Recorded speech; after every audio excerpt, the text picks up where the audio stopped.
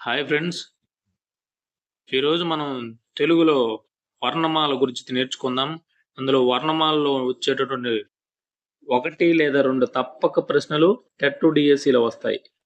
అందువల్ల వర్ణమాలలో ముఖ్యమైనటువంటి 30 ప్రశ్నలు నేర్చుకుందాం. మీకు గాని ఈ వీడియో నచ్చితే ఈ లైక్ చేయండి, షేర్ చేయండి, సబ్స్క్రైబ్ చేసుకోండి. ముఖ్యంగా సబ్స్క్రైబ్ చేసుకోండి. ఎందుకంటే నేను చేసే ప్రతి వీడియో మీకొస్తుంది. అందులో ఫస్ట్ క్వశ్చన్ తెలుగు వర్ణమాలలో ప్రాచీన పద్ధతి ప్రకారం మొత్తం అక్షరాల సంఖ్య ఎంత? మొత్తం అక్షరాలు ఎన్ని ఉంటాయంటే తెలుగు వర్ణమాలలు 56 ఉంటాయి. సెకండ్ క్వశ్చన్ వర్ణమాలను ప్రధానంగా ఎన్ని భాగాలుగా విభజించారు? వర్ణమాలను ప్రధానంగా 3 భాగాలుగా విభజించారు. 3 భాగాలు.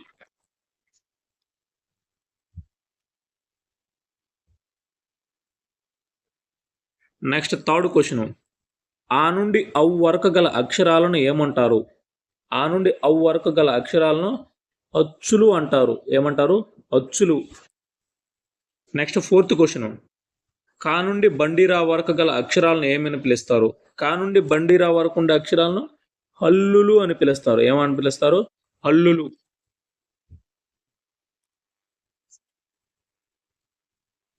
నెక్స్ట్ ఫిఫ్త్ క్వశ్చన్ క్రింది వాణిలో ఉభయాక్షరం కానిది ఏది? ఇందులో ఉభయాక్షరాలు 3 ఉన్నాయి.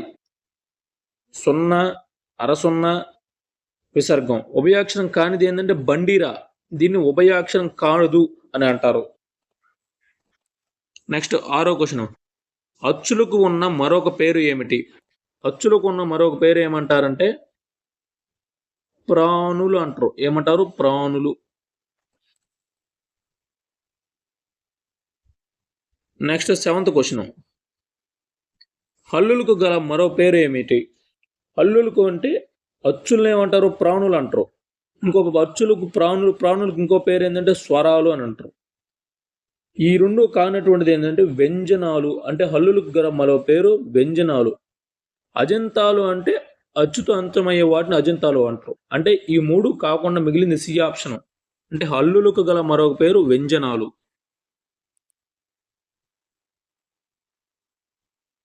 నెక్స్ట్ 8th క్వశ్చన్ ఒక మాత్ర అంటే రెప్పపాటు కాలంలో ఉచ్చరించే అచ్చులను ఏమంటారు? అంటే ఒక రెప్పపాటు వేయడం అటువంటి కాలంలో ఉచ్చరించే అచ్చులను ఏమంటారంటే హ్రస్వాలు అంటారు. ఏమంటారు? హ్రస్వాలు. నెక్స్ట్ 9th క్వశ్చన్ 2 మాత్రల కాలంలో ఉచ్చరించే అచ్చులను ఏమంటారు? అంటే ద్విమాత్రా కాలంలో ఉచ్చరించే అచ్చులు ఏమంటారంటే దీర్ఘాలు. ఏమంటారు? దీర్ఘాలు.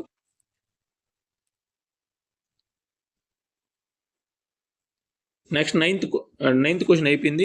10th క్వశ్చన్ కచ్చెట తప్పలను ఏమంటారు? అంటే వర్గాలు ఉంటాయి, 5 వర్గాలు. ఆ 5 వర్గాల్లో మొదటి వర్గాన్ని కచ్చెట తప్పలు అంటారు.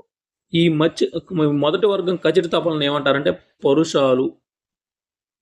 ఈ పరుషాలకు ఇంకో పేరు ఏంటంటే శ్వాసాలు. శ్వాసాలు. నెక్స్ట్ 11th క్వశ్చన్ గజెడు దబలు ఏమంటారు? గజెడు దబలు అనేవి 2వ వర్గానికి సంబంధించినవి. ఈ 2వ వర్గాన్ని ఏమంటారు? ఈ 2వ వర్గం అక్షరాలు అంటే గజెడు దబలు సరళాలు. దీనికి ఇంకో పేరు ఏంటంటే నాదాలు. ఈ సరళాల మీదుగా వచ్చేటటువంటి సంధి గసడదవా దేశ సంధి అని కూడా అంటారు.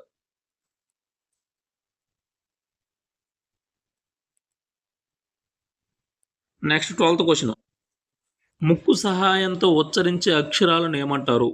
ముక్కు సహాయంతో ఉచ్చరించే వాటిని ఏమంటారంటే అనునాసికాలు. ఏమంటారు? అనునాసికాలు. అనునాసికాలు అంటారు. నెక్స్ట్ కా నుండి మా వరకు గల అక్షరాలను ఏమంటారు? కా నుండి మా వరకు ఉండేటటువంటి అక్షరాలను ఏమంటారంటే స్పర్శాలు. ఏమంటారంటే స్పర్శాలు.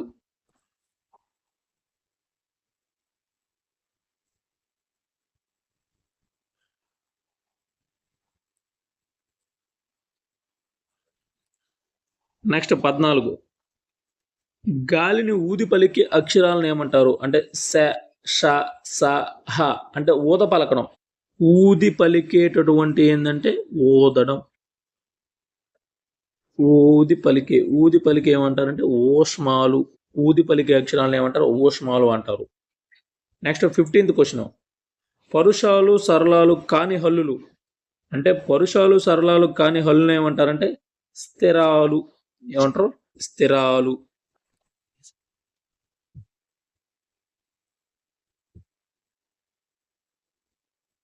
Next 16వ question.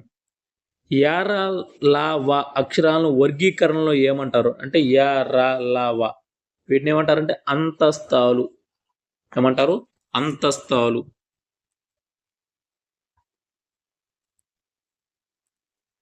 నెక్స్ట్ అమ్మ 17వ క్వశ్చన్. కంఠం ద్వారా ఉచ్చరించబడే ఆ ఆ క గ ఇటువంటి అక్షరాలను ఏమంటారు అంటే కంఠం అనే పేరులోనే ఉంది కంఠ్యాలు. కంఠం ద్వారా ఉచ్చరించబడే అక్షరాలను ఏమంటారు? కంఠ్యాలు. నెక్స్ట్ అంగిలి అంటే తాళువ. అంగిలి సహాయంతో ఉచ్చరించబడే అక్షరాలను అంటే అంగిలి సహాయంతో పలికే అక్షరాలను ఏమంటారు? అంగిలి అంటే తాళువ. ఆ పేరులోనే ఉందమ్మా తాళవ్యాలు.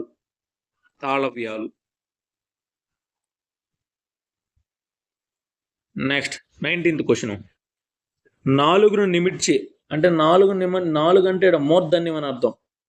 ఆ నాలుగును నిమిడ్చి పలికేటటువంటి అక్షరాలను ఏమంటారు అంటే టఠ డడ్ఢ నా. మీరు నాలుగుని పలకండి, ఇవి నాలుగు మడతపడద్ది. ఈ అక్షరాలను ఏమంటారంటే మూర్ధన్యాలు అంటారు. ఏమంటారు? మూర్ధన్యాలు. Next 20th question 20. పళ్ళు అంటే దంతాలు కదా. దంతాల సహాయంతో పలికే అక్షరాలను పేర్లోనే ఉంటాయి ఎక్కువ భాగం కొన్ని.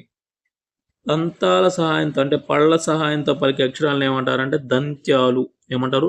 దంత్యాలు.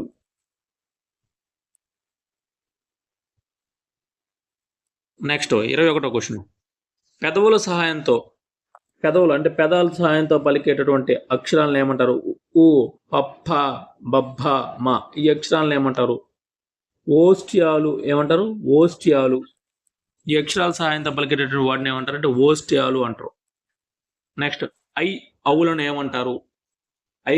అవులను ఏమంటారు అంటే ఎక్కువ వక్రాలు కలిగి ఉన్నాయి కాబట్టి ఎక్కువ వక్రం అంటే బాగా అవు అటువంటి వాటిని ఏమంటారు? వక్రతమలు.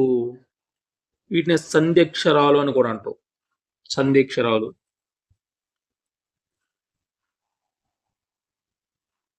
నెక్స్ట్ 23.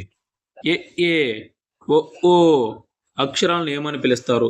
ఇందాక అవును ఏమన్నారని చెప్పి వక్రతములు. ఆ విధంగా ఈ ఏ ఓ వీటిని ఏమంటే వక్రములు. వీటిని ఏమంటారంటే వక్రములు అని పిలుస్తారు. నెక్స్ట్ 24. ఒకే హల్లుకు అదే హల్లు ఒత్తుగా చేరితే అంటే ఇక్కడ ఇచ్చున్నారు చూడండి అక్క అని. అంటే ఇక్కడ కాకి కా అవుతుంది అంటే ఆ ఒకే హల్లుకి అదే హల్లు ఒత్తుగా వచ్చి చేరుతుంది అంటే 7 విధంగా వస్తుంది కాబట్టి దాన్ని ఏమంటారంటే ద్విత్వాక్షరం. ఏమంటారు? ద్విత్వాక్షరం. నెక్స్ట్ చూడండి ఫ్రెండ్స్ 25th. ఒక హల్లుకు వేరొక హల్లు ఒత్తుగా చేరితే దాన్ని ఏమంటారు? ఉదాహరణకు వజ్రం ఇచ్చున్నారు ఇక్కడ చూడండి. అంటే ఇక్కడ జాకి రావుతుంది అంటే ఒక హల్లుకు వేరొక హల్లు ఒత్తుగా చేరుతుంది అంటే దాన్ని ఏమంటారంటే సంయుక్తాక్షరం అంటారు. దాన్ని ఏమంటారు? సంయుక్తాక్షరం. Next 26th. ఒక హల్లుకు 2 లేదా అంతకంటే ఎక్కువ హల్లులు ఒత్తులు చేరితే దాన్ని ఏమంటారండి?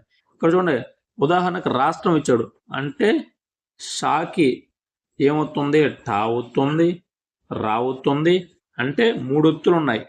అంటే ఒక హల్లుకు 2 లేదా అంతకంటే ఎక్కువ హల్లులు ఒత్తులు చేరితే దాన్ని ఏమంటారంటే సంశ్లేషాక్షరం అంటారు. దాన్ని ఏమంటారు? సంశ్లేషాక్షరం. నెక్స్ట్ 27.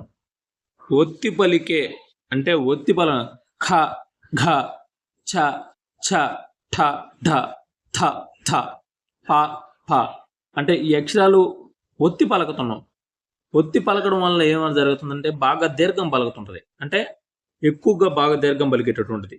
దీన్ని ఏమంటారంటే చూడండి మహాప్రాణులు అంటే ఒత్తి పలకుతున్నాం ఎడ.